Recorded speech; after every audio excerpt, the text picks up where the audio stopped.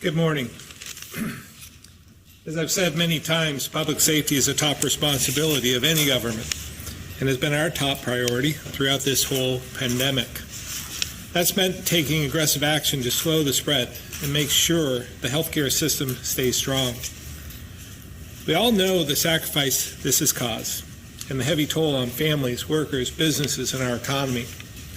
But Vermonters have stepped up and saved lives, although I do realize there are some who feel the economic impacts have been too costly. The reality is we could have lost hundreds, maybe thousands of Vermonters had we done nothing, and caused unthinkable long-term harm to our economy and our way of life. That's why I believe the measures we've taken not only mean better health outcomes, but will also result in a less severe economic impact in the long run. For 5 weeks, we've taken steps to prevent the worst outcomes from this pandemic, and Vermonters have stepped up to the challenge. As a result, we've begun to see the fruits of our labor, with a growth rate in new cases averaging below 4% over the last 12 days.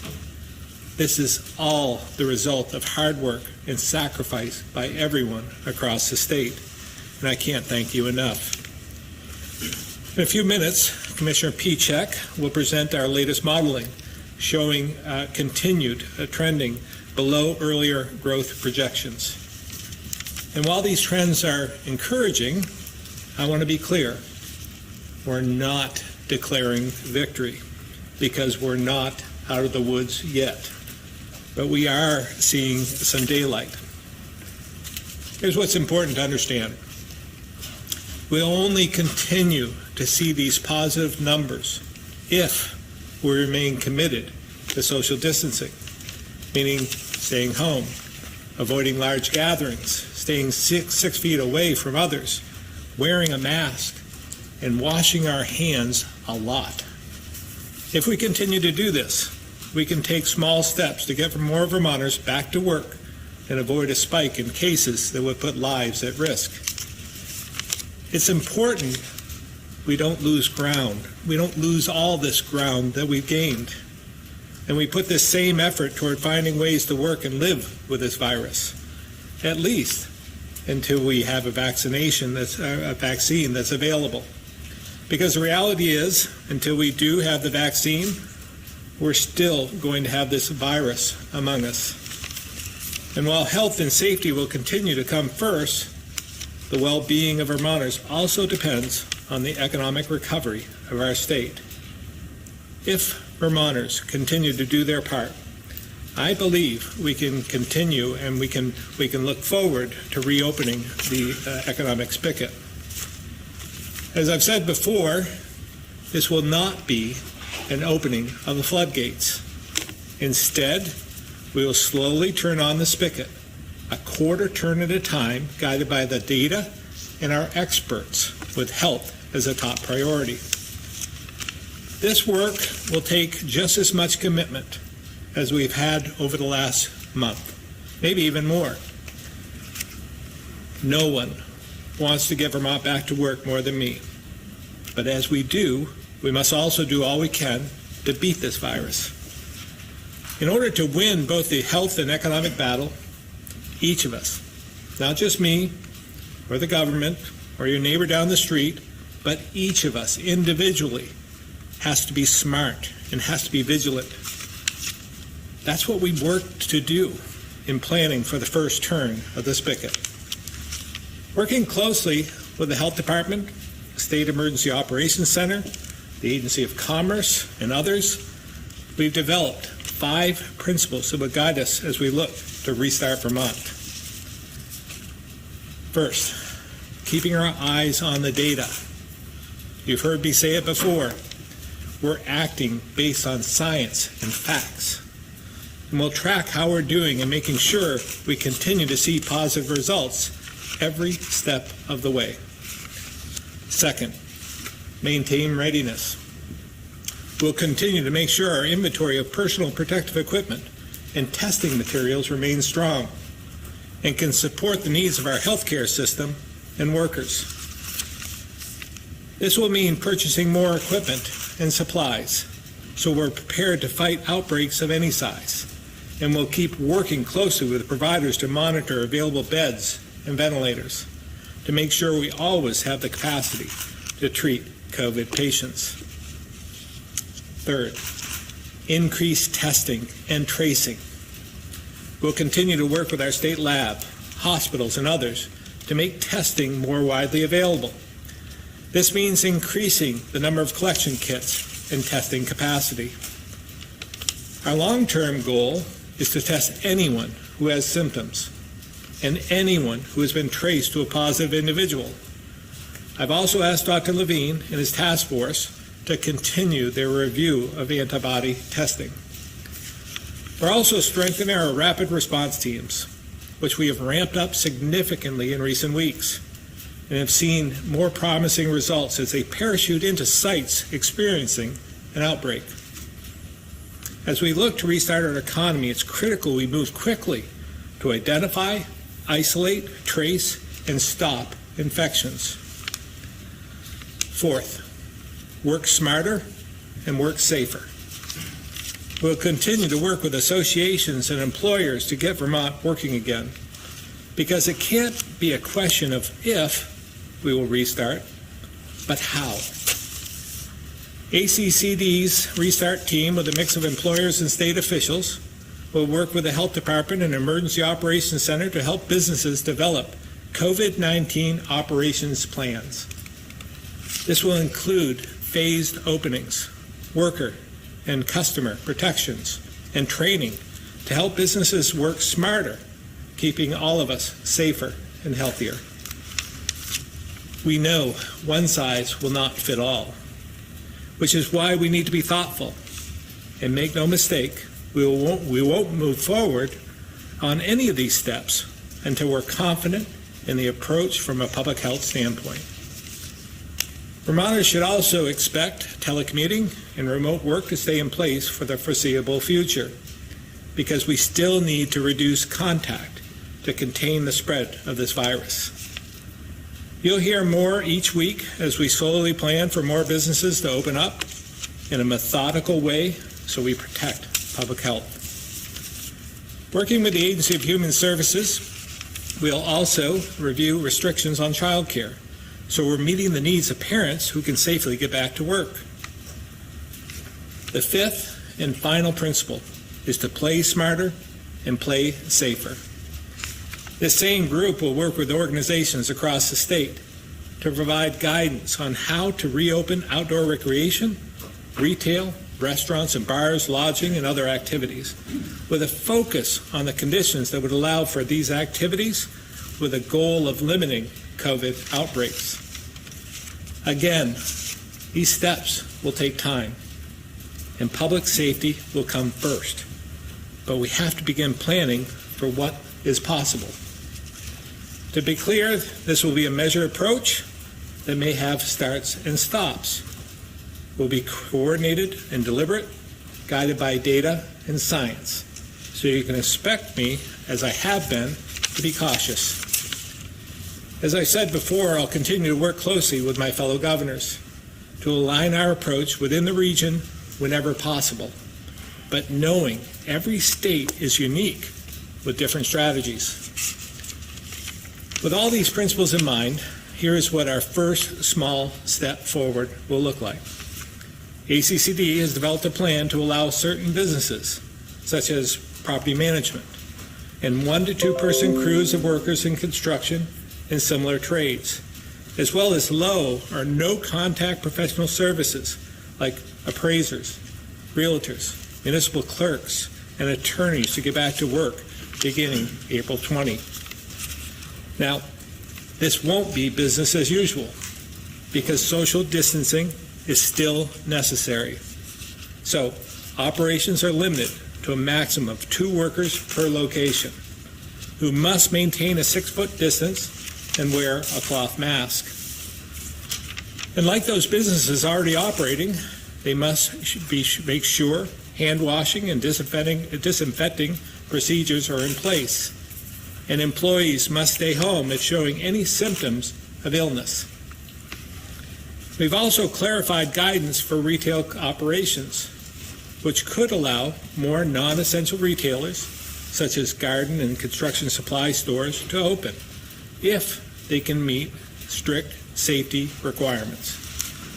These include requiring phone or online ordering only, with curbside pickup and delivery, and they must operate with a minimum number of employees as is possible. I also want you to know, because this is a question that comes up frequently, farmers markets will be allowed to operate beginning May 1st, with guidelines being coordinated as we speak by the Agency of Agriculture.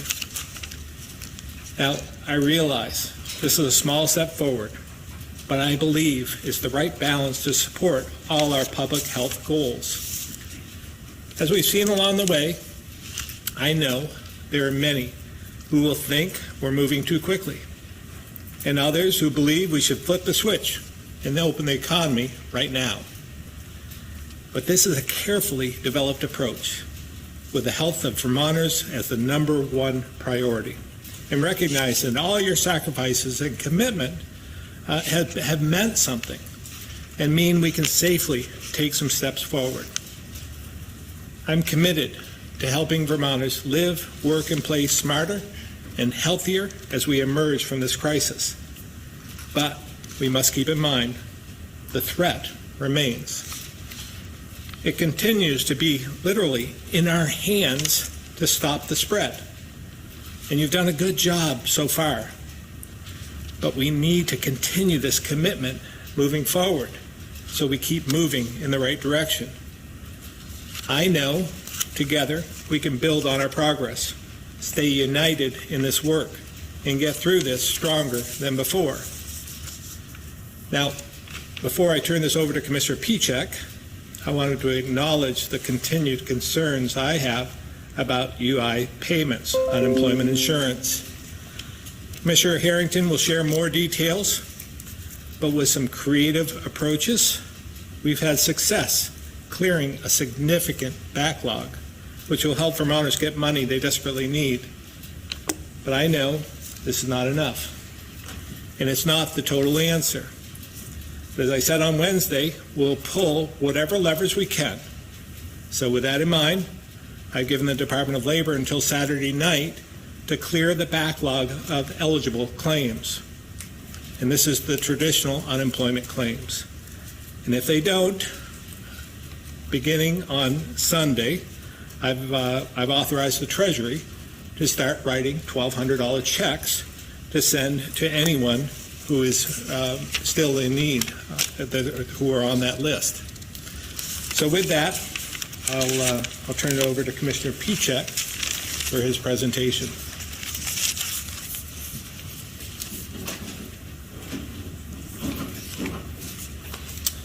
Good morning, and thank you, Governor. I'm Mike Pichek, the Commissioner of the Vermont Department of Financial Regulation, and I've been leading the state's efforts to model and forecast the growth of COVID-19 in Vermont with the support of an expert team. Today is our third media briefing on the state's efforts to forecast the impacts of COVID-19 in Vermont. I will again provide an overview of the recent developments we've seen over the past week. I would first like to discuss the timing of Vermont's peak. When we forecast, we are really looking at three separate peaks: the daily number of new cases, the height of demand on our hospital resources, and the total number of people in Vermont with the active virus. First, regarding the daily number of new cases, as you will see from our first slide, and as the Governor mentioned, Vermont's daily growth rate continues to slow. From just last week, our doubling rate went from about a week to about a month. Our 7-day average rate fell from approximately 9% last week to approximately 2% this week. It is now safe to assume that we have reached our peak for new confirmed cases in Vermont. The second is the demand on hospital resources. The demand for hospital resources continues on a stable trajectory, and our second slide shows that our new modeling from last night indicates that we are continuing on a more positive projection than we anticipated, needing only about half as many resources as we projected just last week. However, we do know that a delay exists between when a person is diagnosed with COVID-19 and when they might need hospital treatment. So we continue to watch this forecast closely and anticipate seeing a reduction in demand in the near future. The last number is the infected number of people in Vermont. This is a distinction between those who actively have the virus and those who have recovered. It is clear that there are still hundreds of active cases in Vermont, and we will not reach our peak on this measurement for quite some time. This is really a critical point to emphasize. Our modeling assumes that social distancing measures will stay in place, and this is important because the number of new cases continues to shrink, but the virus is considerably more pervasive in Vermont than it was at any other point during the pandemic. And relaxing our social distancing measures too quickly or not continuing our collective good work of following those guidelines and following the hygiene guidelines has the potential to quickly jolt us back toward a much more severe scenario. Again, to be clear, this better than expected outcome is not happening by chance, and it is clearly not inevitable. This is not like when we all hunker down for a major nor'easter only to have the storm system weaken at the last minute. Unlike a weather system, it was Vermonters who were and continue to be in control of the severity COVID-19 will have on our communities. Our most recent mobility data on the next slide indicates that Vermonters are continuing to sacrifice and continuing to stay safely at home. Among the most important mobility indicators, including visits to retail recreation destinations, workplaces, and grocery and pharmacy, Vermont continues to rank first in New England. The next slide clearly shows, and as the governor's orders have indicated, and as the governor has issued his orders and we have adhered to them, that the reason we are seeing better results is because these orders were put into place at an appropriate time and that Vermonters were willing to follow that direction. Science tells us that it takes approximately 10 to 14 days for social distancing mandate to have an impact on the confirmed case count. As you can see from the next slide, 14 days after our first social distancing measure was put into place, our growth rate went from about 40% down to 10%. If we can go to the next slide, Jason, I'll just indicate that more clearly. You can see there again, when the social distancing measures went into place 14 days later, we saw a reduction in our growth rate, again, from a 40% down to 10%. Similarly, 10 to 14 days after the stay home, stay safe order was indicated, again, in that sort of pinkish orange hue, we saw our growth rate decline down to under 4%. So it's quite clear now that the data suggests that these early interventions certainly had an impact in terms of the forecasting that we were assuming. Our last slide again gives us some perspective about how bad this could have been. This is a forecast from early April that indicates the number of deaths in Vermont under an unmitigated scenario could have been as high as 2,000 by the end of April. We're fortunate that social distancing measures were implemented and that Vermonters are adhering to them so that we can avoid these very severe and unfortunate consequences. It's also clear, and our clearest indication to date, that Vermonters' sacrifices are and will continue to save lives. This slide also tells us that the economic consequences of a pandemic are severe, whether you safely close down an economy or whether you leave it open. Overflowing hospital systems, a staggering death count, and growing fear would simply shut the economy down all by itself. Further, new research from economists at the Federal Reserve and MIT shows that cities and states that acted aggressively and quickly during the 1918 pandemic by putting social distancing measures in place saw better health outcomes, but also saw better long-term economic outcomes as well. Again, our individual actions will continue to determine our collective experience. Although it is difficult, our continued sacrifice will most certainly reduce the pain and suffering Vermonters will feel and will save lives. I join the Governor in thanking all Vermonters for your continued cooperation and your continued sacrifices during this difficult time. At this time, I'd like to turn it over to Dr. Levine.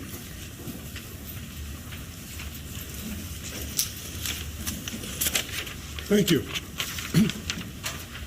I won't have to give as thorough a report today since you saw much of the early data on the slides.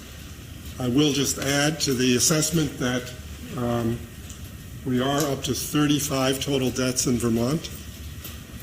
That still, by looking at the New York Times coronavirus death tracker, puts us at a rate of doubling of deaths once every 2 weeks.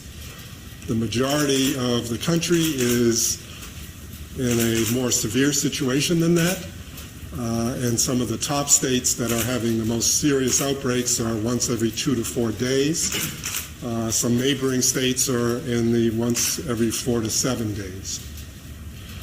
The only other addition to the presentation is we continue on a daily basis to hear about utilization of hospital beds, utilization of ICU beds, utilization of ventilators, and none of that data is going in a concerning direction. But as you were just listening to, one wants to wait about 14 days after you think you've reached a plateau or even a downward slope before you feel totally reassured that the impact on the healthcare system isn't going to change significantly, since it can take many days for someone to become ill enough to require all those services. The main part of my presentation today I thought would be to update everyone on what I've called serologic testing. Serologic testing is, of course, looking for antibodies in the blood for people to see if they've been exposed or not exposed to the virus in the first place. I've voiced some of the positives of that and some of my concerns of that over several of these press conferences, and just wanted to report to you on the results of the working group that I appointed since they came in late last night. The major recommendation and realization is that currently available serologic tests do not have sufficient accuracy or reliability to make decisions or recommendations to change individual or population level behaviors, specifically cautioning against using them to make decisions about individuals in particular, such as establishing proof of immunity. Consideration to what the Department of Health has already considered in the past, doing what are called prevalence or seroprevalence studies to establish what percentage of the general population has been infected with this virus, should be definitely considered, and we will continue to consider that strongly.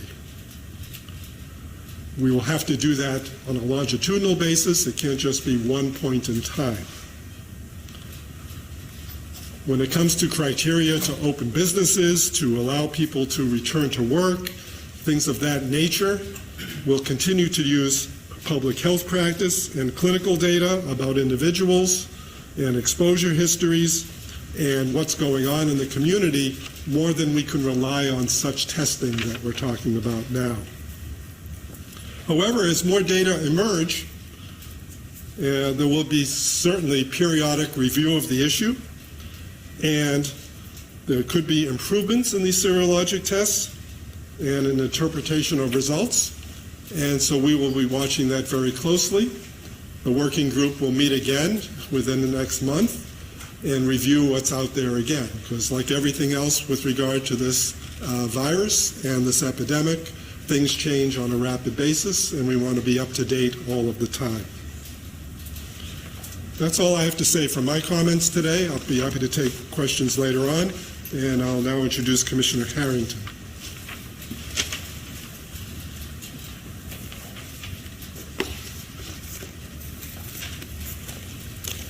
Thank you, Dr. Levine, and good morning. I want to tell Vermonters I'm sorry and we're sorry. We recognize the situation we're in and the struggle that many are going through. I know that too many are having issues, haven't received any benefits, or can't get through to someone for help. While we've done a lot to add to our capacity under these incredible and unthinkable circumstances, it simply hasn't been enough to meet the challenges we face. We know that. We know the pain that too many Vermonters are feeling, and we will get through this. We also know that what the governor has said is true, and recognizing the problem doesn't make it any easier. It doesn't put money in the pockets of people who have been waiting too long, or food on the table for their families, or help anyone sleep better at night. That's why we're going to do better. I want to be honest about our challenges. While our department capacity, even as we scale as quickly as we can, hasn't been able to handle the nearly 80,000 initial claims we've received, it's not the only issue we've been dealing with. The federal regulations that control unemployment insurance are built to protect the system from fraud and require significant work up front to adjudicate issues before payments can be made. They are incredibly rigid and limit our ability to act quickly, and sometimes as quickly as we need or even want in these unprecedented times. From the start of the emergency, the governor has directed our department to prioritize people over process. And that's why these measures we've taken will take over the next few days will push and may at times even veer aside and outside federal guidelines to help Vermonters and get them help quickly. These solutions require significant coding on an old mainframe that we must live with today but must resolve to replace as soon as we can. I know this has eluded legislatures and administrations for some time, but per the governor's direction, it will be our top priority as soon as we can turn our attention to it. That said, we've prided ourselves with the full support and cooperation of the legislature in rebuilding our UI fund to one of the most solvent in the nation, preparing for this very moment when Vermonters need us most. Now it's time to put that preparation to work. Over the past 2 days, we've developed a plan to process and resolve tens of thousands of issues on claims to eliminate our backlog, again putting Vermonters ahead of federal limits and guidance that would simply delay the payment to eligible Vermonters for weeks and even months. Here are some of the raw numbers. We had roughly 34,000 Vermonters who combined have over 50,000 issues associated with their claims. These are people who are eligible for benefits but were flagged in processing. It can occur for a variety of reasons, and under normal circumstances it even happens a lot. And many times these can be human error or misinformation and not truly a problem. But sometimes there are issues that need further investigation. What we were seeking from the feds was flexibility to adjudicate these issues later. We can and will code to flag these issues so that we can go back to them after this crisis. But we will no longer let those flags stop payments to Vermonters. So to be clear, we will follow up, we will protect the integrity of the system and the program, but we will get Vermonters their money. For those 50,000 plus issues, we believe we can resolve 90% of them over the next few days. And we've already started. In the last 24 hours, our technology and labor crew have resolved 15,000 issues. These cleared issues will result in many Vermonters getting their first benefit payment. Some as early as Tuesday if they have direct deposit. We're also increasing our unemployment insurance call center capacity even more. Beginning next week, we are adding over 40 people from other state agencies to help on the call lines and up to 70 call center representatives from an outside vendor. This means by the middle of next week, we can add over 100 staff to the phone lines to assist Vermonters. Today, we're also announcing the completion of the first phase of the Pandemic Unemployment Assistance Program. This system was designed for those who don't qualify under regular unemployment insurance. These are self-employed Vermonters, sole proprietors, independent contractors, and others. With phase one complete and phase two nearing completion, we hope to have this system ready for PUA eligible Vermonters to apply by Tuesday of next week. And as early as Friday of next week, we hope to have PUA eligible Vermonters begin filing their weekly claims. So to be clear, this isn't live yet for the public, and Vermonters do not need to take any additional action at this time. We will notify people when the application is live. I know I've said this before, but this is a brand new system and program for all states. And we are one of only a few that are near ready for deployment. Given the timing of the PUA system and the governor's announcement to allow some individuals back to work, I want to be clear that if you were or are eligible for PUA, you could still apply and have your benefits applied retroactively back to the week of March 29th. If you're someone who falls under the PUA bucket, you can also call 877-660-7782 for daily updates. That number is also on our website, which is labor.vermont.gov. The phone system is an automated message currently, for now, until a third-party vendor is set up and running, and will give regular updates. This number will eventually be routed to them, the vendor, for PUA-eligible Vermonters to have a separate call center for these questions, processing and claimant assistance. By having PUA-eligible Vermonters use this line, we'll get the information you need, as well as free up the phone lines for people trying to get access under the regular unemployment assistance program. I just want to thank everyone again for bearing with us through the last few weeks. I know it has been difficult. We know too many of you are struggling. We know that you need us, and we know that you need us to get this right. And we need to do it right now. That's why the governor has asked us, and that's what every Vermonter deserves, and that's what we're going to do. Thank you. Be sure to check your emails as we're sending regular updates. And again, thank you, Governor. I'll turn it back to you.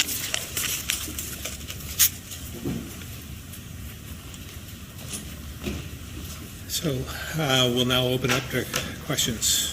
I'll start in the room. Kevin? Thank you. Question for Governor Scott. With unemployment, many Vermonters started off scared. Now people are angry.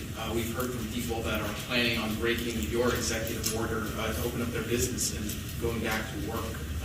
What's your response to that? Well, I think we just gave the response in my remarks as well. We take this seriously. We're taking tremendous risks, and some of the restrictions that the federal government has imposed on us with the Unemployment Insurance Trust Fund. But when we weigh out the risks to Vermonters versus the risks of the federal government, it pales in comparison. So that's why we've taken the steps we have over the last 48 hours to bypass those. It's taken a tremendous amount of work to code around those, but I think it's worth it because Vermonters deserve better. And just a quick follow-up too, in some states like Michigan, we've seen protests, people taking action against governments, wanting to open up their economies. Do you think something like that could happen here in Vermont? Well, I would hope it does not happen. We've been very clear in our press conferences and trying to be transparent and open and honest with Vermonters about where we are and what they're doing. They've been adhering tremendously well. That's why we're seeing the numbers we're seeing, because they've responded so well. And if we continue down this path and we open that spigot a quarter turn at a time, we'll get our economy going again. This issue with unemployment insurance is being resolved as we speak. Not quick enough. We probably should have been done this a week or two earlier. But at the same time, it is what it is at this point in time. We're taking action and hopefully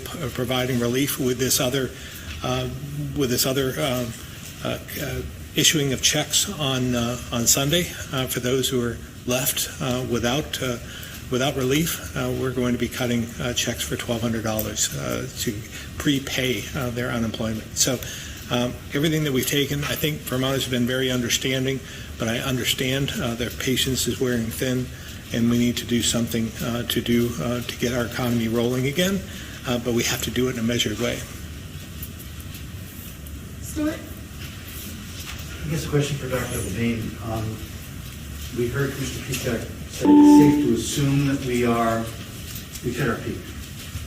We had 5 more deaths on the last couple of days. So I'm wondering if you could interpret the data we're seeing this week with the peak. So, are you confident? You were pretty hesitant earlier in the week that you want to see the week 10 data. Are you confident that we're at our peak and we might start to decline? I think the data is bearing that out. So yes, I am confident.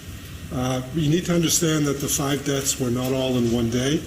They were death certificates that came in one at a time over a series of days, so that that's the way the death certification process works. And 3 out of 5 of those deaths were people who'd been ill for some time at one of the long-term care facilities. So it was an illness that already had occurred, and it was running its course, unfortunately not in a favorable way. But I do think that the epidemiologic curve and the epidemiologic data supports the fact that we are at that point in time. So when would we start to see a steady decline, given where we are right now? Probably now, within this next week, I would say. I think we've started to see a little bit of it, but sort of a prelude. But I think you'd start to see it over the course of the next week if it's a real phenomenon. All right, we're going to move to the phone with Steve here. I just want to add to Stuart, just so that the Vermonters are aware, once we open the spigot a little bit, we may see a leveling off, not a decline. So we have to be just wary of that. That's why we're watching the modeling, watching the numbers, and making sure that we don't start growing too quickly. But it's just something to be aware of. Excuse me. The Trump administration yesterday released initial guidelines on its planning for reopening the economy. I wondered how much do those federal guidelines have? How much has that influenced the plan that we put together, this Restart Vermont plan? Well, we've been putting this into place for the last week or two. So we just saw those guidelines last night or yesterday afternoon. And we'll take and glean any information that could be relevant to us and helpful. But again, we have a plan that I think works. We've been working at this from the very beginning, putting steps into place and mitigation efforts into place that I think has been beneficial to Vermont. So again, I want to make sure that we work our way out of this like we worked our way into it. And now that we're seeing some benefit from all the strict regulations and restrictions we've placed, that we take advantage of that as well to open the economy just a little bit at a time. But seeing, we are seeing, and I keep track of this on a daily basis, other states around us. Boston continues to grow in the number of positives, and as well, the death rate continues to escalate. So they're not that far from us. So we have to be careful in what we do. Are you worried at all that the president has signaled kind of a much more aggressive approach? Are you worried that messaging at all might kind of override some of the more cautious approach that you? Well, I think it was much more balanced when it was presented yesterday than what I heard the day before that. So what he had said yesterday was that it's up to the states. Here's some guidelines. They're looking at it a little bit different than us, but again, it's a step process, a phasing, and I kept talking about this phasing approach as we went into this and as we work our way out of it. So it's not dissimilar, but it's just a little bit different than what we're doing. But again, some states need more guidance than others, and we've taken an approach that I think will work. We're continuing to work with our neighbors as well. I'll be having a conversation with Governor Sununu, Governor Mills this afternoon. Governor Lamont would like to form some sort of a wants to talk on Monday about the New England states as well. That's outside of this Northeast coalition that Governor Cuomo had put together. And I don't have any details on that either. We had contact with them, I think, on Tuesday, but have not heard back from them since. So I don't know if there's any meeting set up with that coalition. All right, moving to the phones, we'll start with Colin from 7 Days. Hi, Governor. So I just had a question about the turning of the spigot. So what happens if a business reopens, but it's, say it has 5 employees? I mean, are there any consequences if somebody violates these edicts? Again, we'll determine that as it happens. Certainly, guidance and education is our first tool, but there are other steps we could take. But I'd rather not get into those. I'd rather just provide that guidance and education that's needed. I believe most businesses will do the right thing. There could be some confusion as well, so I don't want to put all the burden on the businesses. If they have any questions, they should call ACCD or contact ACCD and ask if that is allowable under the restrictions we put into place. Okay, and then for Commissioner Harrington, you mentioned you might run afoul of some of the federal guidelines to speed up this process. Can you just explain specifically what guidelines you're worried you might run across, and how many people are currently on the wait list that might receive $1,200 checks, say, if the deadline was right now? So I'll work backwards. With regards to the deadline right now, I think our at best estimate might have been half of that 34,000 number I gave earlier. I think we hope that will shrink even over today and tonight and the weekend, and be able to give the governor a much smaller number of people who are still in limbo and waiting. In terms of the federal regulations, many of these have to do with the number of checks, and I don't mean physical checks, but checks on claims that have to occur, and include everything from having conflicting information in the system that needs to be resolved, to also making sure we're doing the auditing. I think what we're proposing is that many times these checks and audits happen prior to payments being issued, and what we're proposing is that we're going to issue the payments and then do the audit and quality assurance afterwards, so that does, because a lot of the quality assurance piece is by hand and manual, and requires direct contact between a customer service representative and the claimant, and that's what has been taking us so long to dig through these issues, is that they require direct contact. So if we can be doing that after the fact,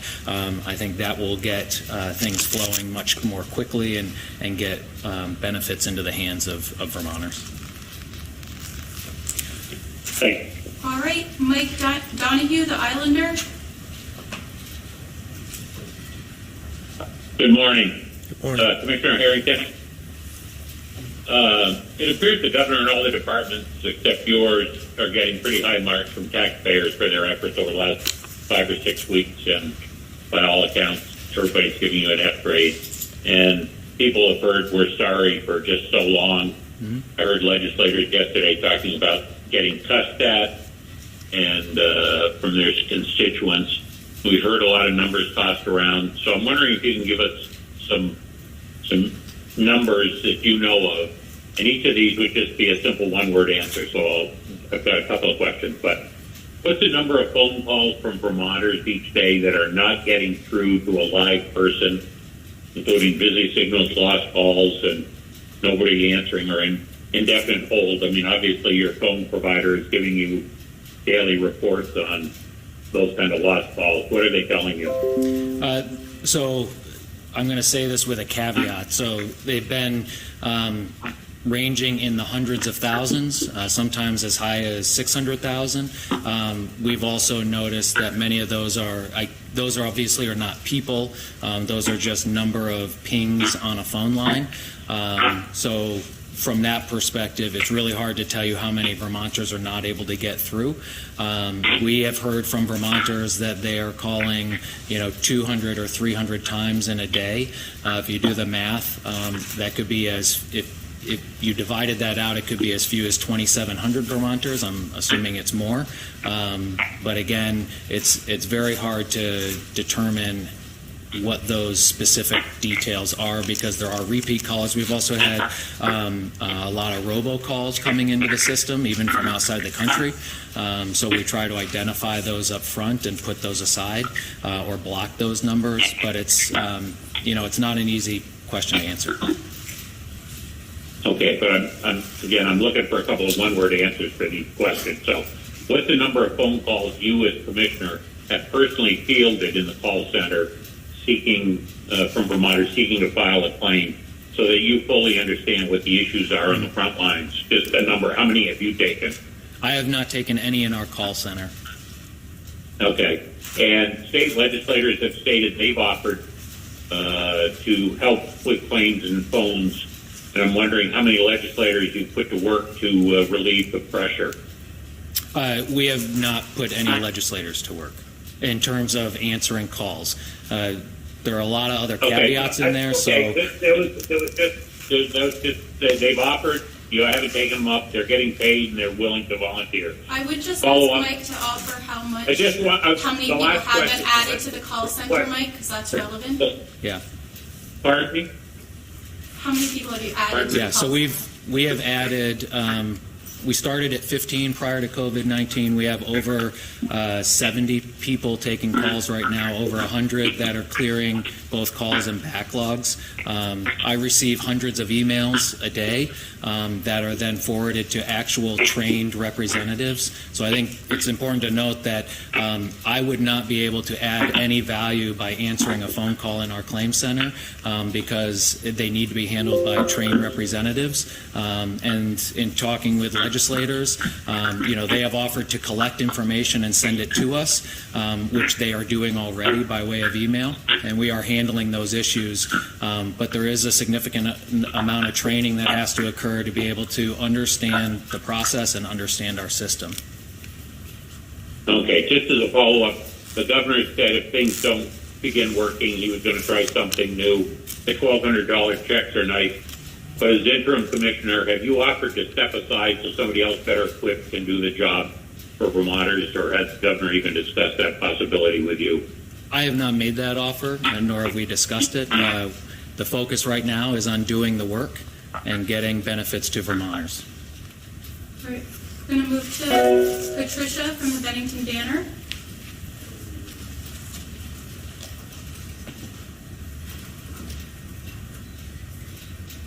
Patricia?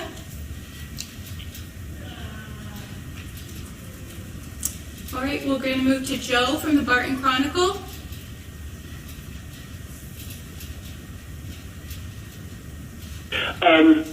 I am curious.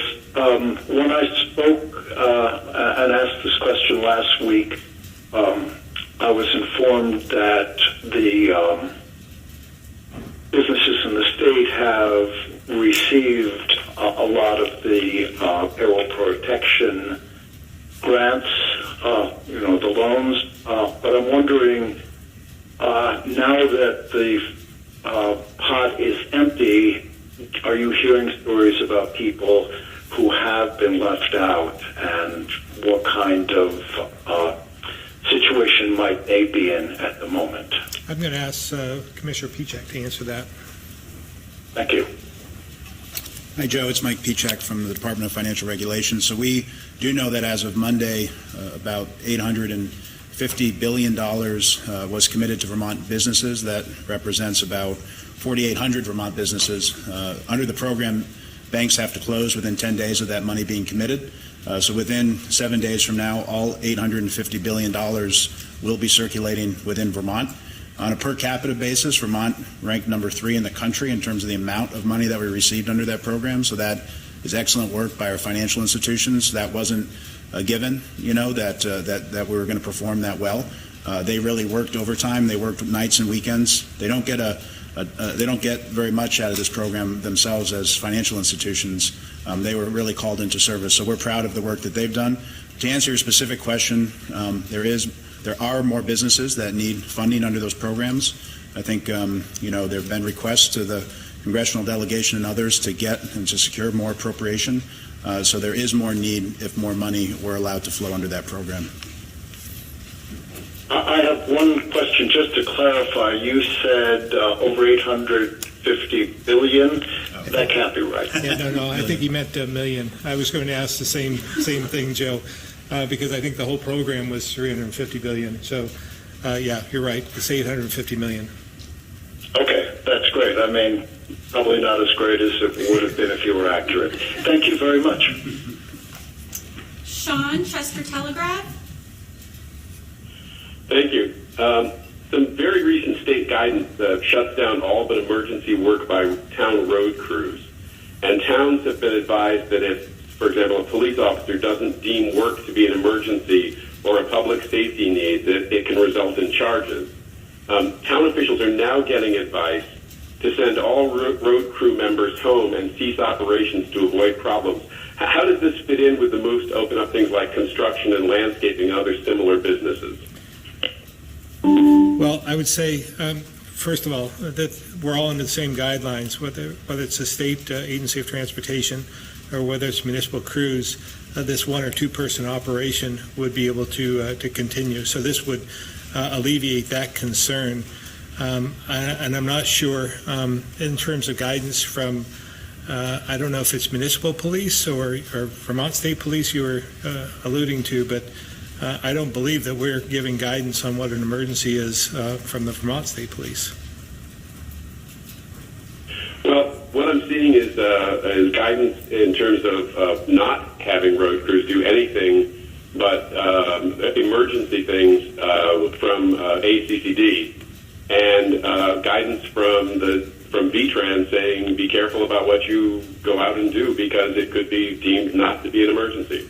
Well, if it's, I would say if you're out, as much as I like to see the roadsides cleaned up and picking up litter, I wouldn't say that was essential. If we're talking about a culvert replacement, something of that nature, they should fix it. Trying to instill common sense into the conversation. But having said that, again, opening up on Monday to these 1 to 2 people operations should alleviate that concern. Again, if we're just clearing on the roadsides and doing a chipping operation, when it's not doesn't inhibit travel, I would say that that's non-essential. So again, this will alleviate that concern. If I could just follow up on that. Sure. A town in our area basically has a couple of culverts that are considered to be failing, but they've been told they're not failing enough. So who's making these decisions? Again, I would ask you the same question. Maybe you can have them contact our office or contact VTRAN so that we could clear this up, or public safety, because if a culvert is failing, then I would say that would be somewhat of an emergency, so that they could accomplish that. But again, by opening up these 1 to 2 people operations on Monday, that should alleviate that concern. Thank you. Chris Roy, Newport Daily Express. Yes, good morning. I'm just wondering if there's any financial assistance for municipalities and organizations, for that matter, who are potentially looking at lots of revenue because they can't plan to have the summer events. I realize that we're still a few months away, but I talked to one municipality who might be losing several $1,000s.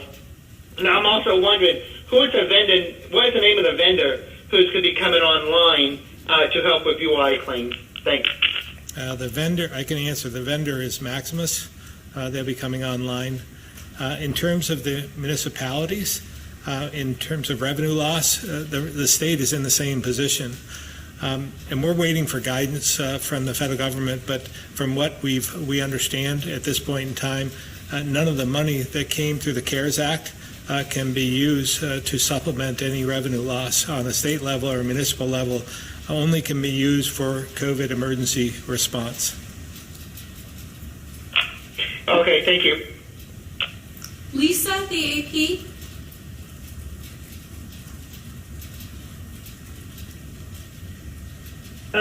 You talked about these smaller 1 to 2 person operations opening. And if we continue to see this low growth rate in COVID cases, what would be your next step for reopening the economy, and when might that happen? I'm hoping that we can do something on a weekly basis as we watch the numbers and watch the modeling and the graphing and the trajectory so that we can slowly, again, open up the economy. So I would expect, if we continue to see the numbers as they are and they don't grow, that next week, next Friday, you'll see some more action that will take, again, opening that spigot another quarter of a turn. I don't have anything that I can talk to you about at this point, but we have teams that are working on this issue as we speak. Okay, thank you. Alex, Journal Opinion.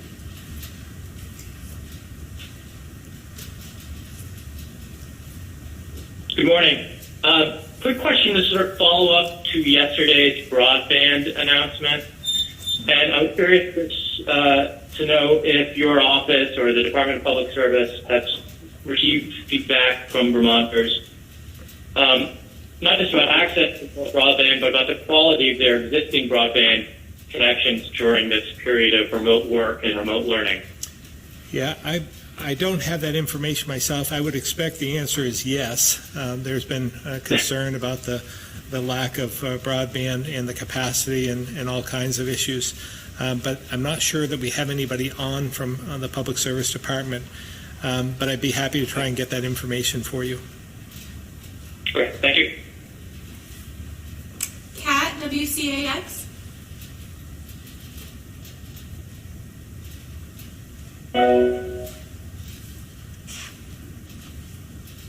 Kat? Hi, this question is for Dr. Levine or for the governor, depending on who is able to answer it best. It's about large gatherings. I would say that's going to be Will large gatherings... Okay. Go ahead. So will large gatherings not be allowed until a vaccine is available? I'm going to take the first swipe at this one. We don't know at this point in time. The vaccine could take a year. I'm not sure what's going to happen with large gatherings, but as you might recall, when we started in this down this path about 6 weeks ago, I believe we first started with a restriction on the number of people who could gather, and it was probably around 250. We'd reduced that to 100 or 50, and now we're down to 10. So I would say that we would probably go in the other direction, that once we see the numbers continue to stay solid, and that we maybe even decrease, that we will open that number up a little bit at a time. But it won't be just a flick of the switch and opening up to an infinite amount of people. Dr. Levine, anything to add? I guess I would just add the creativity piece, because obviously large gatherings don't go well with not trying to spread virus. But think about, concerts. That's going to be a real challenge in this kind of environment.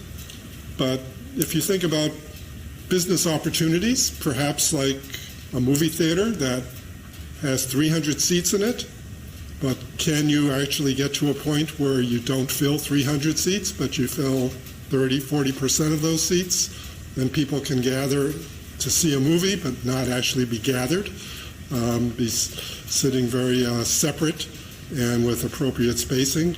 So I'm not saying that's coming next week. I'm not trying to get ahead of the governor by any means. But, again, innovation, creativity around the fact that we can't be congregating in mass groups anymore. And there may be ways to get around that with creativity. I'll ask a follow-up question that we've had emailed to us from a few viewers. If someone has, say, a summer wedding or a fall wedding, should they be looking to cancel that? You know, it's really difficult for me to answer that at this point in time. It was just 6 weeks ago that we didn't have any limit. And here we are today with no mass gatherings over 10.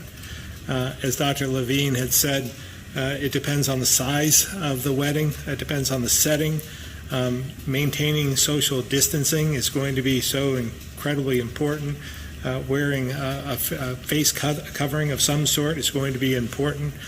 Taking precautions will be necessary. So I can't say what the number is going to be. It depends on the size of the wedding and when it is, how late in the season. But if we continue to show good numbers, we'll be able to do something a little bit different here. I think about things in the past that might become even more popular in the future. Drive-in theaters were something that were popular 30 years ago. They may have a comeback now, so we'll have to wait and see. And many in the southern regions of our country have religious services by drive-in, and so who knows what will happen in the future. Everything we do, though, will be based on that data and science that I keep talking so much about, and the modeling to be sure that we're not putting Vermonters at risk. Thank you. Courtney, Local 22.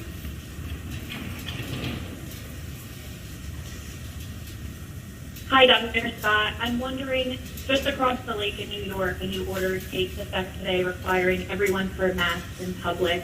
Do you think something like that is going to be necessary in Vermont? Well, I think it's good practice. We have imposed in terms of what we're doing today to open the spigot. If you're going to work in 1 or 2 person operations on a construction site, you have to wear a mask. And I would foresee that anything we do in terms of opening up the economic spigot will include wearing masks of those employees. As well as as far as the general public at this point in time, I think education guidance is the best route, and I know that some have taken a different approach, but ours is working, and we'll continue to look at the data and science and see where we stand and how we can protect Vermonters in the best way possible.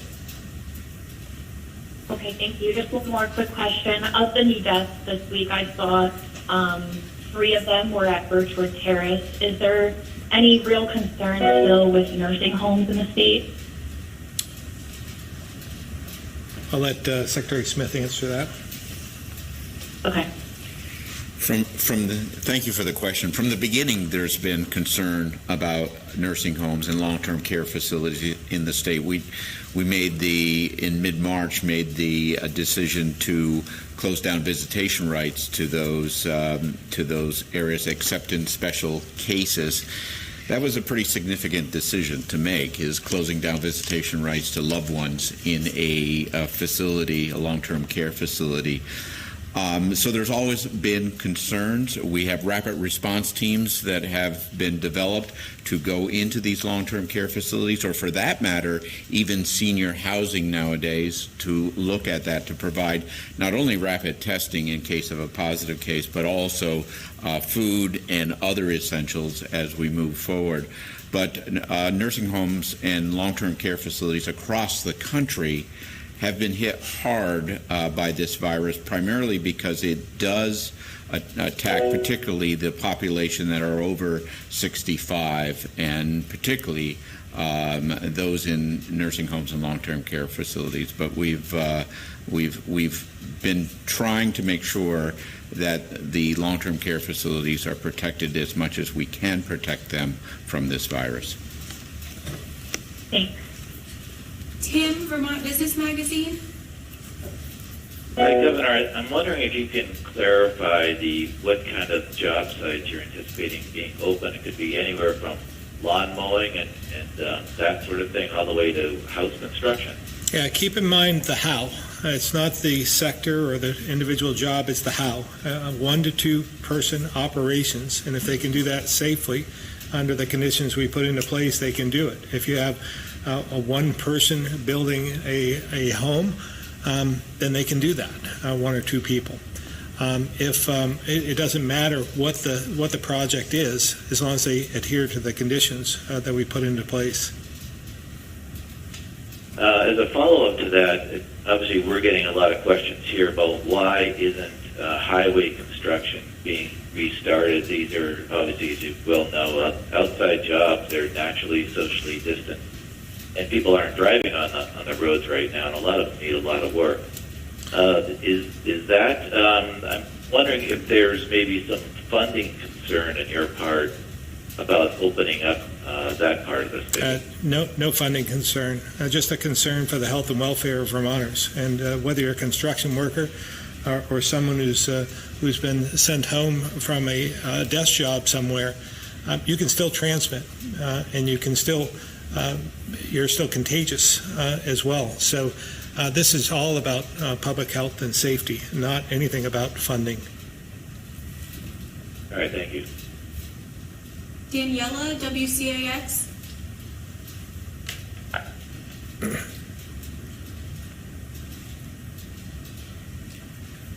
Daniela? All right, moving to Avery, WCAX. Governor Scott, the Chancellor of the Vermont State College System, just announced that they plan to, or he will recommend rather, to consolidate 3 of the system's campuses. Do you have a response to that? Well, it's unfortunate where we are today, and I know this outbreak of coronavirus has really influenced and had a profound effect on many businesses. And I will say the state college system was fragile before the coronavirus, and this hasn't made it any easier in terms of the financial aspects. So this is tremendously unfortunate.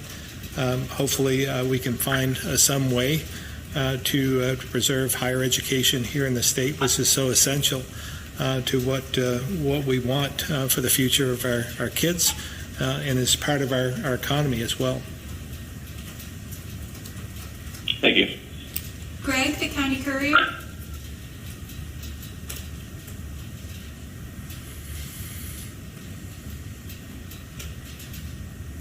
Greg, County Courier.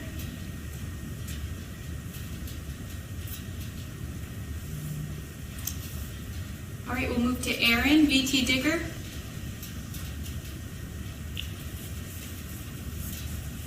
Hello.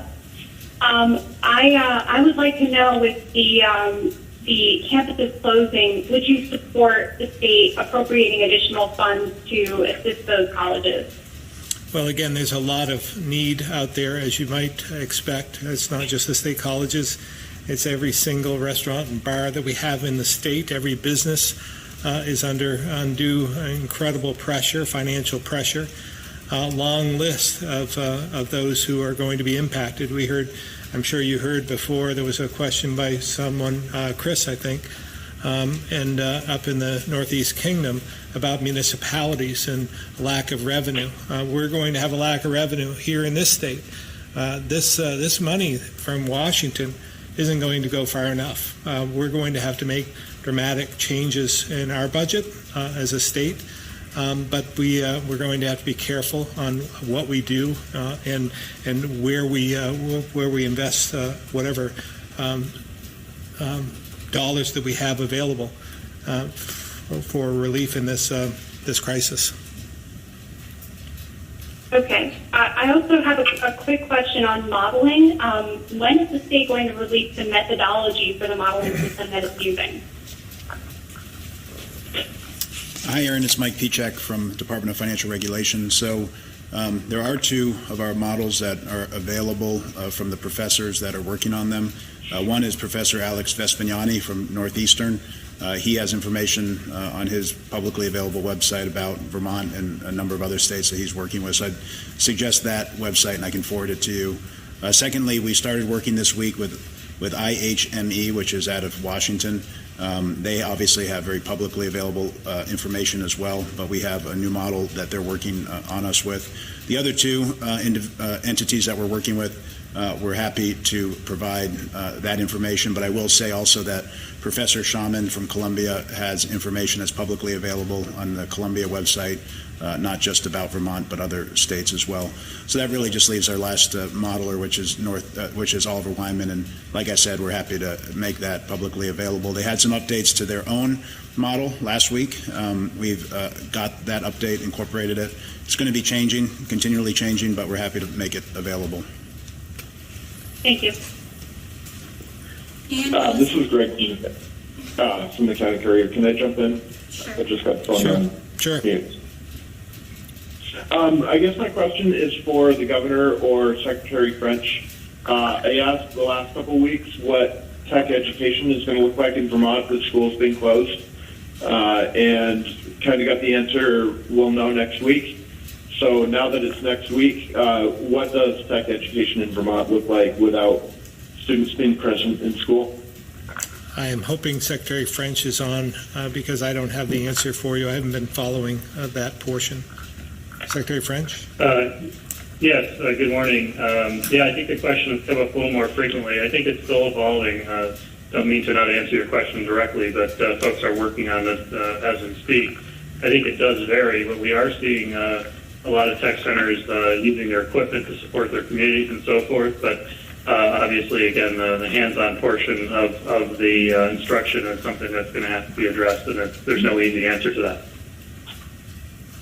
Thank you. Ann Wallace-Allen, Digger. Hi. This is a question about contact tracing. I know that the state has received hundreds of sign-ups for volunteers, and I'm wondering if there are any plans to use these volunteers for tracing the way Mass is using volunteers on top of its paid contact tracing staff. Hi, thanks for the question. This is Dr. Levine. We would use them if we needed them. At the present time, we haven't needed them for the level of contact tracing we're doing. We anticipate this is still going to be a prime strategy going into the future, along with continued testing. So we will obviously be tracking that very, very closely. And if we need to expand our workforce, we already have a cadre of people in public safety who have begun the training for this. And if we need to go beyond that to a volunteer workforce, we certainly entertain that. But right now, the data doesn't tell us that we need to expand it. Okay, I have another question. There's some thought among the hopeful that when we get a vaccine, sort of we're in the all clear and everybody can go back to their normal lives. But I know with the flu vaccines we have now, it's not as though nobody gets the flu. I mean, the flu mutates and it's not always exactly the right vaccine. What do you foresee when we have a vaccine? Are there still going to be restrictions and masks? Wow. I'll try to sound like I know what I'm talking about, but this is all very hypothetical because we actually don't have vaccines for coronaviruses generally right now. We're not sure about the mutation rate in this coronavirus, so it makes it a lot more challenging to answer your question. The fact of the matter is, we do believe we will have a vaccine. Now, flu vaccines, like you say, may some years have a 30 or 40% efficacy, other years 60%. But some very traditional vaccines, like the measles vaccines, are over 95%. So it's hard to generalize about vaccines in a way that would inform the answer to your question, because different pathogens and different vaccines behave different ways. So I'm going to be very, very tentative in the way I respond, just because that's the state of the science right now. All right. Thanks for giving it a shot, so to speak. I just have one more question, and it's for Mike Harrington. Mike, you told us a little bit about what is going to happen with self-employed people, and it sounds like they're going to start being able to file at the end of next week. Is that right? I'm sorry, I didn't get all the details. Sure. We hope even as early as the beginning of the week, probably Tuesday, they can open that initial claim. and everybody in UI goes through the same process. You open an initial claim, and then you file your weekly claim. So we will allow them to open their initial claim hopefully Tuesday, and then by the end of the week, the rest of that program should be up and running. That will allow them to file their weekly claim, and I believe they can do that for back weeks as well. And so they can do that, and they won't run into any more of the backlogs or the difficulties getting questions answered on the phone starting Tuesday, or is it going to be? Correct. Yeah. So they shouldn't run into any issues with the opening of the claim. Again, if there are, this system that we're building is on a much more stable platform with a known vendor. So I have very minimal concerns about being able to take load and capacity, and it's also been designed to be much more self-service, but also for us to much more easily manipulate it on the back end. I think the ultimate goal at this point is to do everything we can to move people through this process as quickly as possible, and then following up if there are issues, but the issues shouldn't be stopping payments. And you believe that there's about 34,000 people this is going to affect? So the 34,000 people were people that had issues already in the system. If we're talking about the Pandemic Unemployment Assistance Program, there are a number of people who applied through our initial application. They were determined through general UI to not be eligible, which we already knew would happen. And this was even prior to the federal relief package.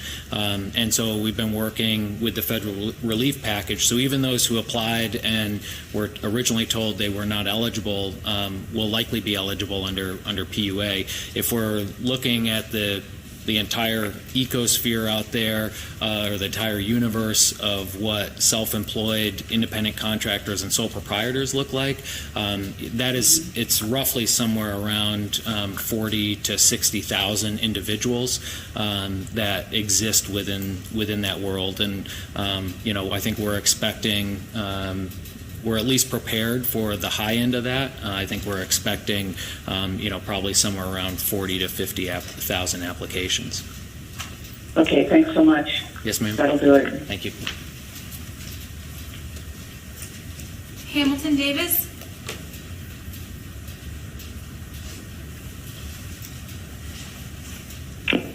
Can anyone hear me? Ken, is this Hamilton Davis? No, it's not. This is Patricia Leboff from the Banner. I'm sorry to interrupt. I've been trying to unmute myself for like 20 minutes. Go ahead with your question, Patricia. Thank you. It wasn't working. I'm hoping I can just circle back when you guys have time. Sure. No, go ahead, Patricia. Oh, thank you.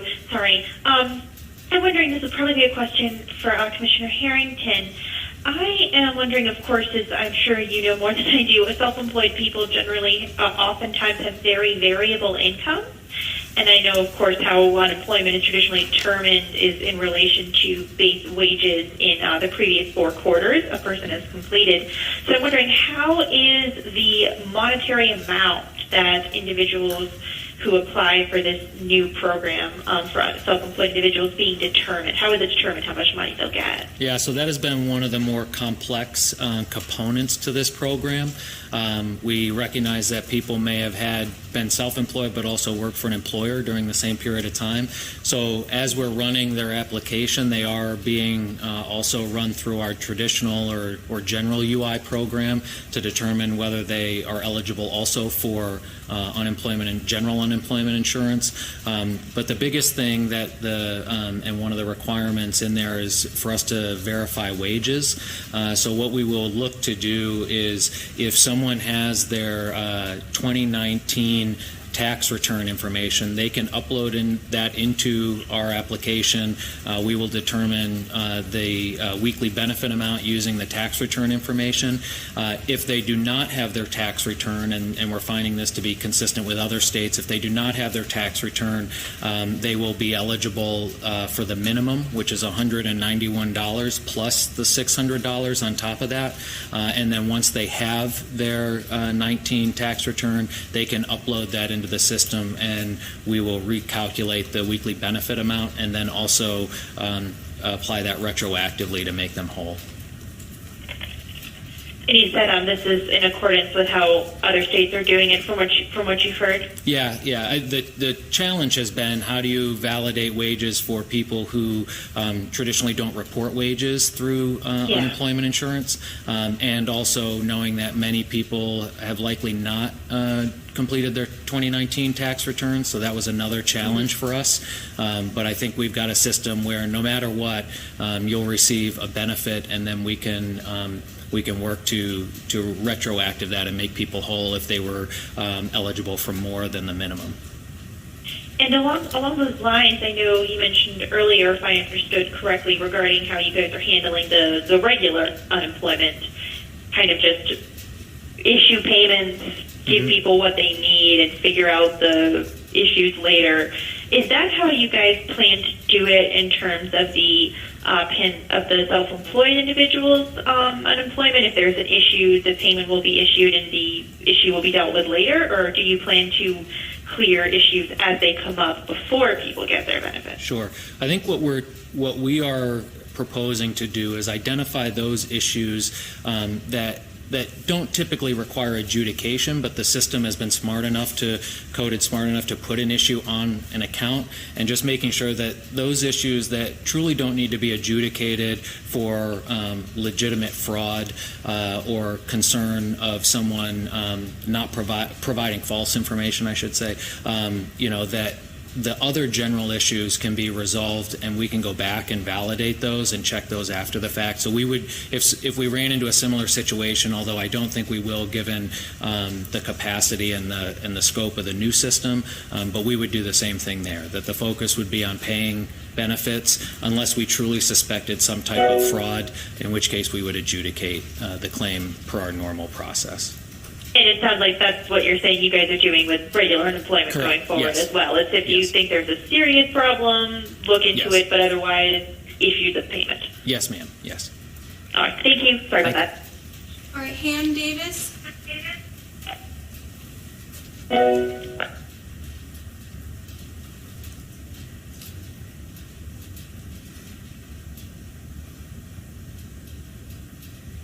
Han, *6 to unmute.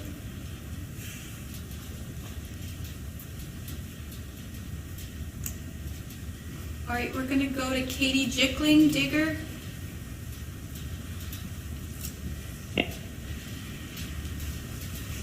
What is your long-term testing strategy in terms of who's eligible for a test? And does Vermont have the capacity to test according to that strategy? Yeah, thanks for that question.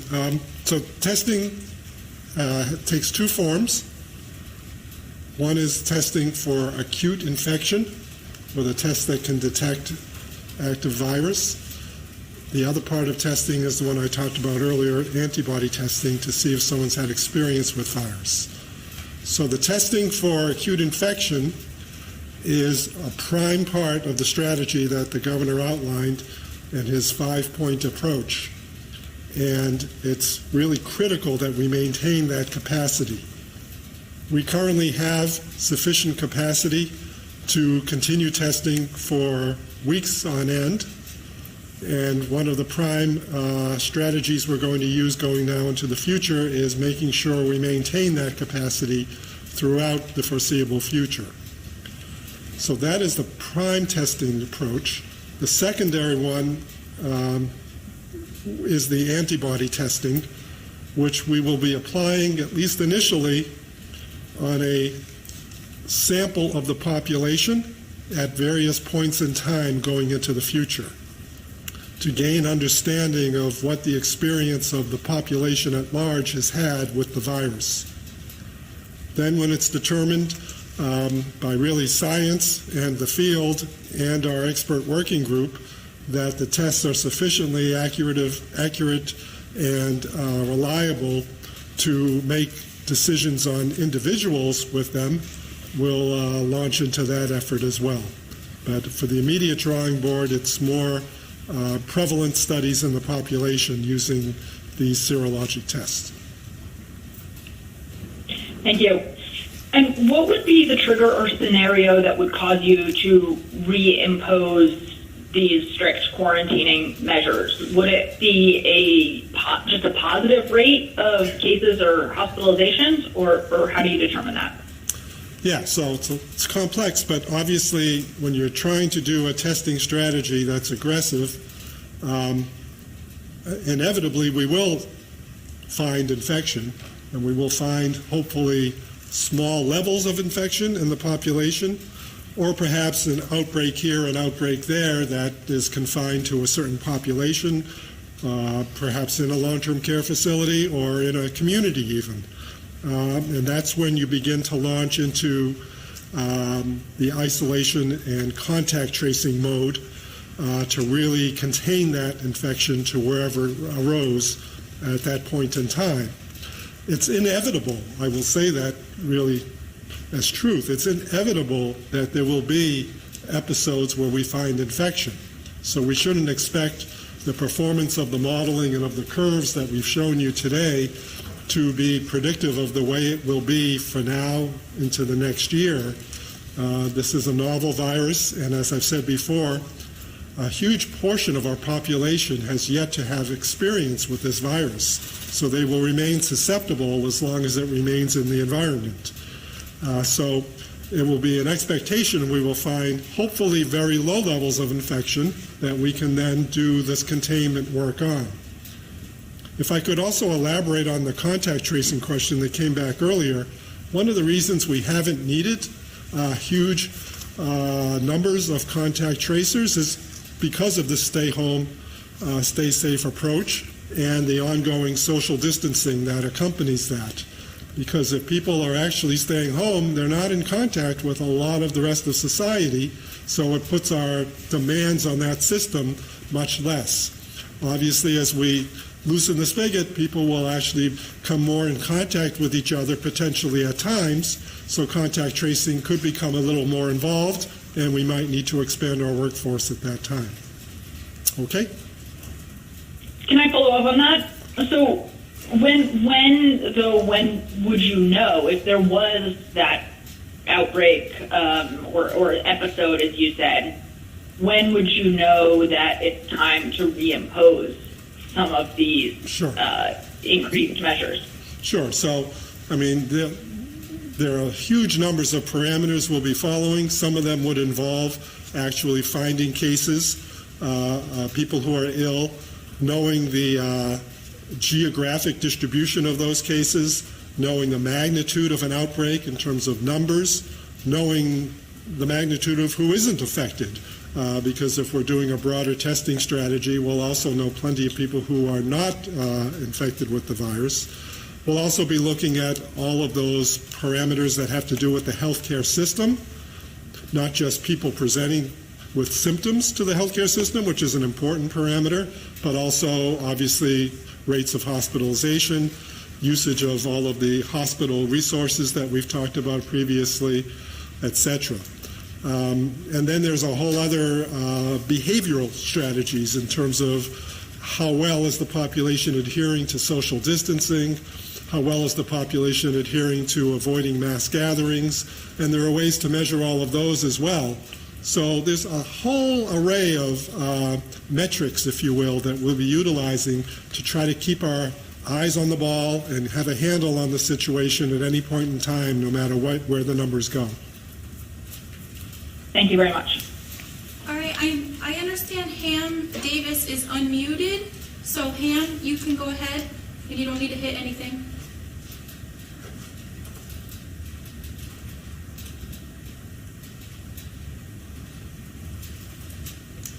I think you remuted yourself, Ham. If you try *6.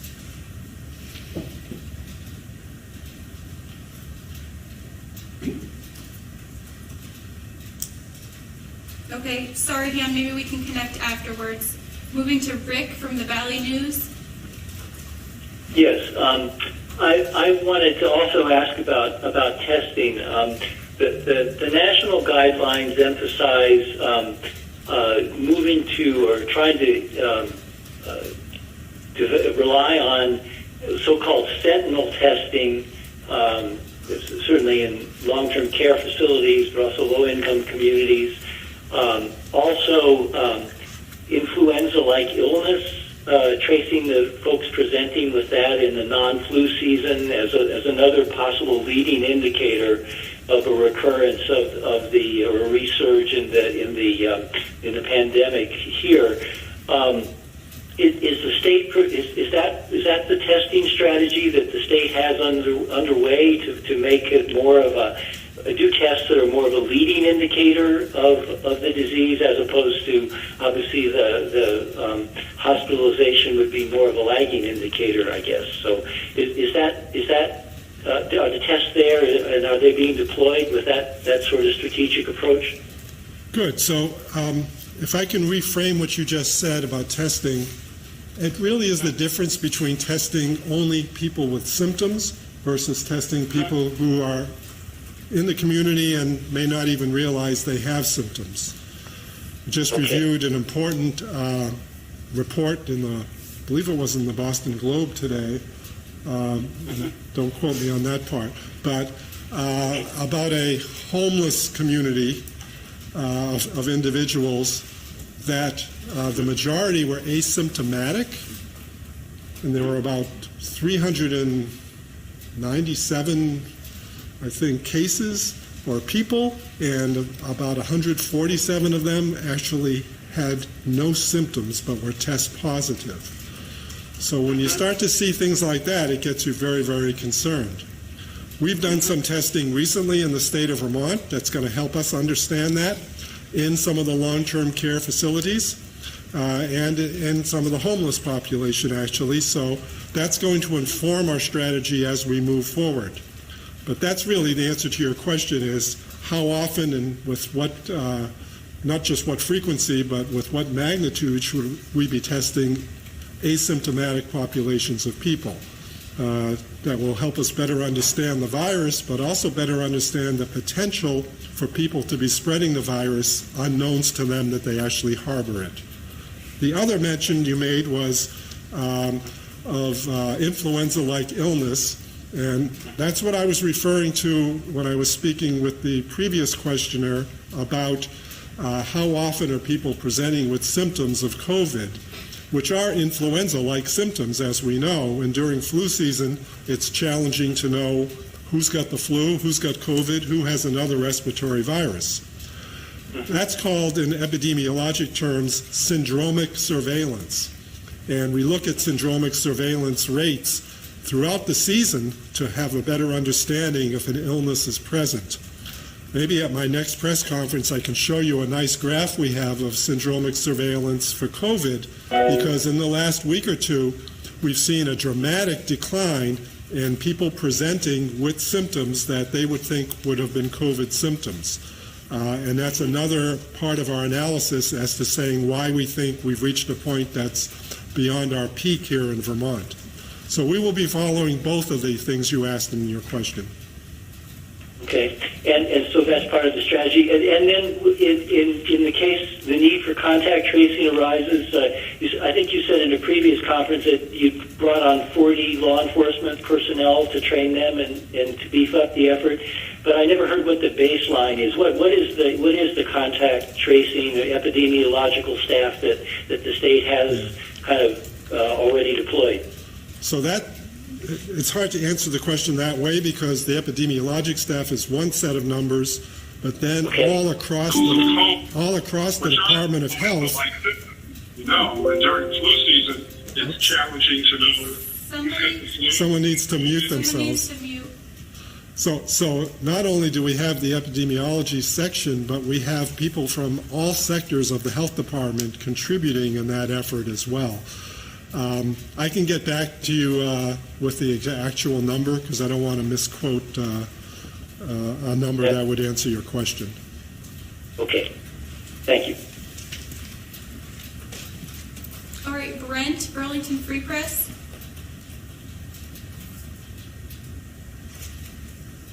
I wanted to ask a question about farmers markets, a little bit more detail on that. Governor, I know you said you're looking at May 1st to hopefully start something up. How do you think that might look? Would it be similar to what we see with grocery stores, or would it be more like what we're seeing with restaurants in terms of where you have to call ahead and make appointments? How do you think it'll look? Yeah, I'm not entirely sure. I think it'll be a combination of both those type of approaches, but that's why I've asked the Agency of Agriculture to work with those in the farmers market system to try and come up with a path forward that works for everyone while making sure that we social distance. It won't look the same. I mean, I just don't want to give the false impression that this is going to be the traditional farmers market, where people come and gather and it's an event. And this isn't an event. This will be to get your goods and move along. It's not a time to gather and socialize. Okay, thank you. Pete Hirschfeld, VPR.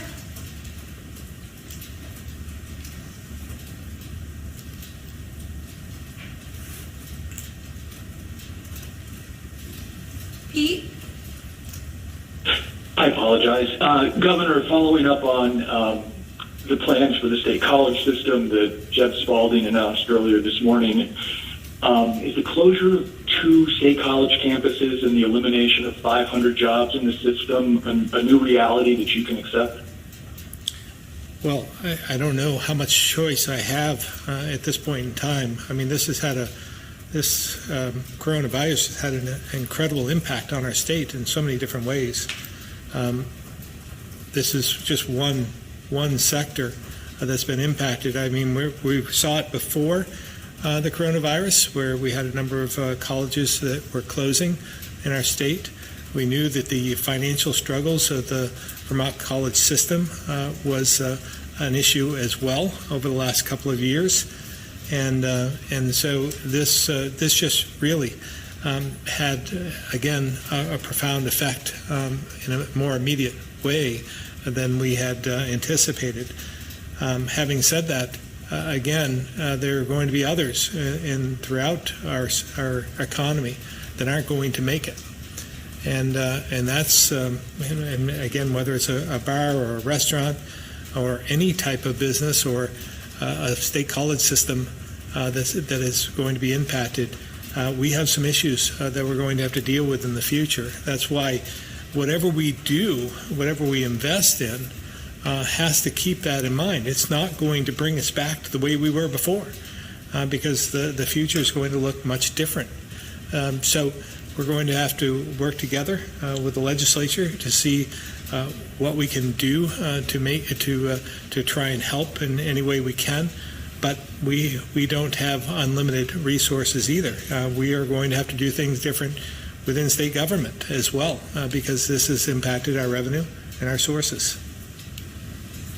And one very quick follow-up question.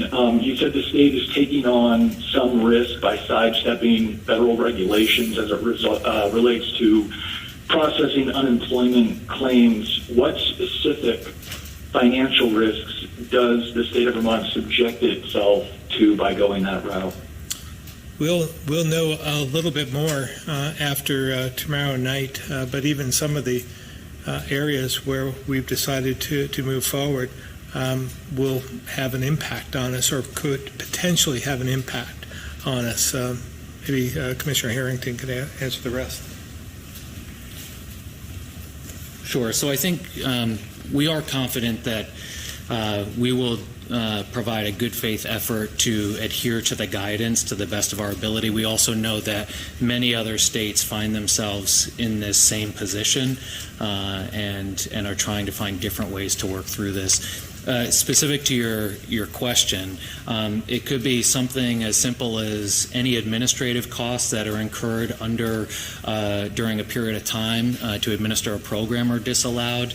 But it could be even, and this is why we have treaded very lightly in this, is that if we sidestep these regulations or go far afield, the federal government actually has the authority to rescind Vermont's eligibility to receive and distribute federal benefits. So that's things like the $600 bump that goes on top of the benefits, or even the ability to administer pandemic unemployment assistance for self-employed individuals.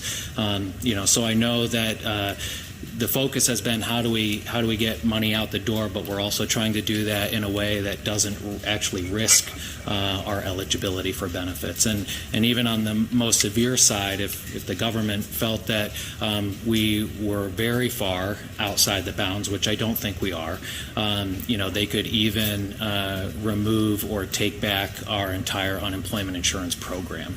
Again, I don't think we are even close to that, and the things we're talking about would not put us in that category, but I'm kind of giving you just the scope of what we're talking about and why we are doing this, but doing this as cautiously as possible.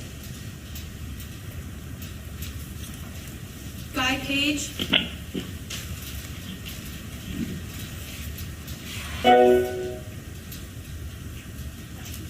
Governor, can you hear me? I can. Thank you. Given the state of emergency educational learning and funding challenges and the need to address educational problems in the recovery process, would you consider adding an educator to your economic mitigation and recovery task force? I'm not sure who is on the economic specifically, whether we have any educators on there or not. Obviously, we want to do whatever we can to be able to contemplate different issues. So I would leave that up to Secretary Curley. Is she available? I am. Hi, Secretary Curley. We have a task force that is busy working, and we wish that we could have more people. It just isn't. We just don't have the ability to lift a broader group of people. That being said, we know that the folks that are working on the task force right now will look into their communities and around to reach additional experts as needed as the days and weeks ahead unfold. So there's no doubt that we may pull somebody in to help us. People don't have to be on the task force to specifically help us. We're really excited for all of the folks who have offered to help us, and they don't necessarily need to be on the task force. They're happy to help. So we would welcome more help. They don't need to be added to the force. I would underscore that, Guy, as well. We're a small state. We know a number of the principals, superintendents, as well as higher education and presidents and chancellor and so forth. So it's not as though we're not in touch and won't be in touch throughout the recovery. Thank you. All right, I think we just had one more question from Lance. Yes, Governor. One question.